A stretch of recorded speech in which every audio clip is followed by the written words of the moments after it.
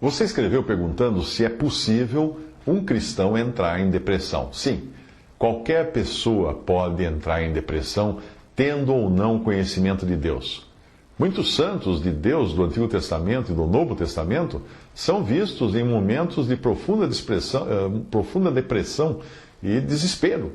Jó é um que sabia muito bem o que era sentir-se deprimido. Ele fala assim: por isso não reprimirei a minha boca, falarei na angústia do meu espírito, queixar-me-ei na amargura da minha alma. Sou eu porventura o mar ou a baleia para que me ponhas uma guarda? Dizendo eu, consolar-me-á a minha cama, meu leito aliviará a minha ânsia. Então me espantas com sonhos e com visões me assombras. Assim a minha alma escolheria antes a estrangulação e antes a morte do que a vida. A minha vida abomino, pois não viveria para sempre. Retira-te de mim, pois vaidades são os meus dias. Isso está em Jó 7, 16, de 11 a 16. E mais, na angústia do meu espírito, na amargura da minha alma, de modo que eu escolheria antes a estrangulação e a morte do que estes meus ossos. Isso está em Jó 11, 15. Ao contrário do que muitos cristãos pensam, que um cristão só passa por depressão se estiver com algum problema em sua vida ou na comunhão com o Senhor, nós encontramos Paulo também profundamente deprimido em mais de uma ocasião, como ele mesmo conta em 2 Coríntios 7, 5, porque mesmo quando chegamos à Macedônia, a nossa carne não teve repouso algum. Antes, em tudo fomos atribulados, por fora combates, temores por dentro. Mas Deus que consola os abatidos ou deprimidos, nos consolou com a vinda de Tito. A palavra abatidos aparece traduzida em algumas versões como deprimidos. Portanto, ao referir-se que Deus consola os deprimidos, Paulo estava falando de sua condição naquele momento. A pressão que ele sofria, tanto dos seus perseguidores como das responsabilidades que tinha para com o povo de Deus, chegava a limites humanamente intoleráveis em muitas ocasiões. Ele diz: porque não queremos, irmãos, que ignoreis a tribulação que nos sobreveio na Ásia, pois que fomos sobremaneira oprimidos, acima das nossas forças, de modo tal que até da vida desesperamos. 2 Coríntios 1:8. Em situações assim, é o apóstolo Paulo, que geralmente é considerado um exemplo de cristão, que precisava ser ajudado por seus irmãos quando o desânimo vinha sobre ele. Foi o que aconteceu ao chegar à Itália, profundamente desanimado com as coisas que tinham acontecido nos dias anteriores. Ele, que no navio, em meio à tempestade, serviu de ânimo aos passageiros e tripulantes, em Atos 27 e 26, agora precisa ser animado por outros. Veja a passagem.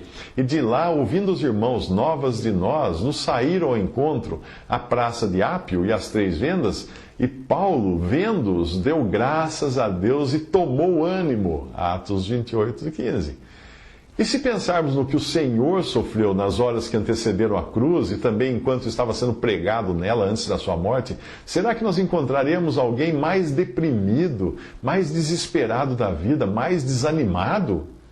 Diante dos horrores que ele tinha diante de si, na sua oração ele chegou a derramar gotas de suor, como de sangue, e precisou ser confortado por um anjo.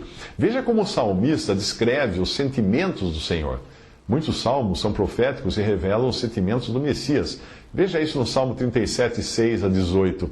Estou encurvado, estou muito abatido, ando lamentando todo dia, estou fraco e muito quebrantado, tenho rugido pela inquietação do meu coração. O meu coração dá voltas, a minha força me falta. Quanto à luz dos meus olhos, ela me deixou. Quando escorrega o meu pé, porque estou prestes a coxear, a minha dor está constantemente perante mim.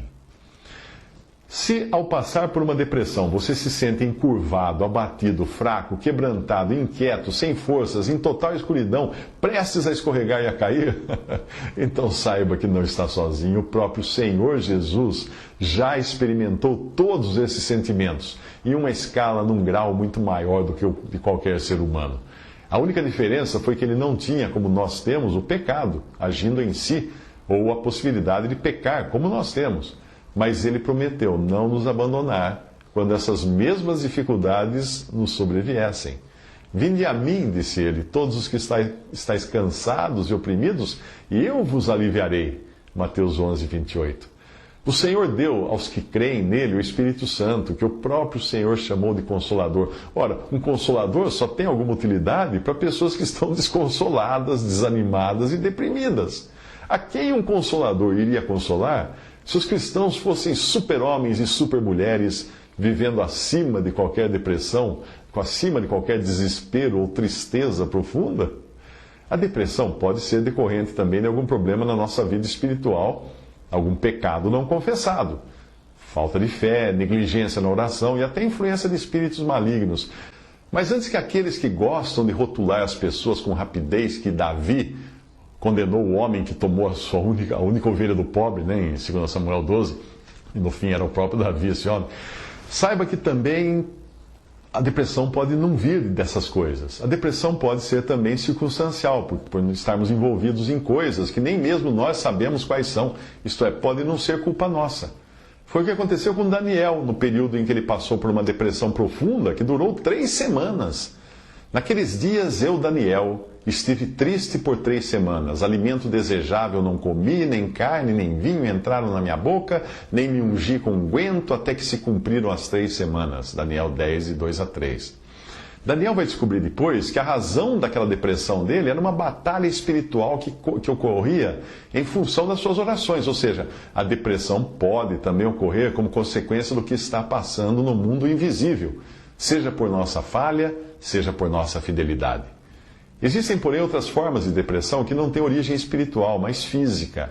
O nosso corpo é controlado por hormônios, por substâncias químicas, e essas às vezes causam verdadeiros rebuliços no nosso humor, na nossa maneira de pensar. Mulheres que conhecem os efeitos da tensão pré-menstrual sabem o quanto seus corpos e mentes podem ser afetados pelas mudanças que ocorrem no organismo nesse período.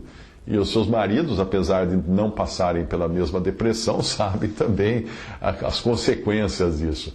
Antes de descobrirem a causa de problemas físicos como a epilepsia, tudo era considerado problema espiritual. E muitas pessoas sofreram severos danos por causa da ignorância. Infelizmente, ainda hoje, muitos, por ignorância ou para defender as suas crenças, infligem sofrimentos e danos a pessoas que sofrem de depressão ou de problemas mentais, que às vezes nada mais são do que reações do organismo. Eu me lembro quando, na minha adolescência, minha mãe quase morreu depois de um período de depressão profunda, que a levou a emagrecer demais e a passar dias sem querer sair da cama ou comer. Vários médicos foram consultados até onde descobriram que o seu problema era de uma disfunção de uma glândula. Aí um tratamento adequado resolveu o problema, ela voltou a ser a pessoa ativa, que ela sempre tinha sido antes da doença. O recurso para todo cristão está em Deus e no Senhor Jesus, que sabe tudo o que passamos. Mas é importante também entendermos que Deus pode querer usar algum instrumento para realizar sua obra em nós, do mesmo modo como usou uma vara para abrir o Mar Vermelho, uma pasta de figos para curar Ezequias, em 2 Reis 20, versículo 7, ou até um pouco de vinho para a enfermidade que Timóteo tinha no estômago, 1 Timóteo 5,3. Por isso é bom entender que Deus pode sim querer que nós recorramos a médicos e medicamentos para sermos curados de enfermidades como a depressão, que aflige um número cada vez maior de pessoas.